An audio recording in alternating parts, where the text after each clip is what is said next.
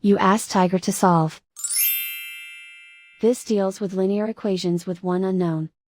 The final result is A equals 5. Let's solve it step by step.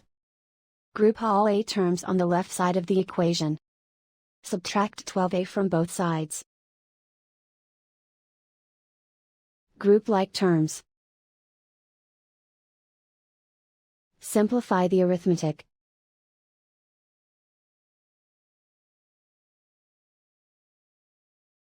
Group all constants on the right side of the equation. Subtract 70 from both sides. Simplify the arithmetic.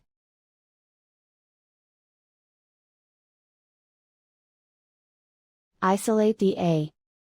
Divide both sides by -14.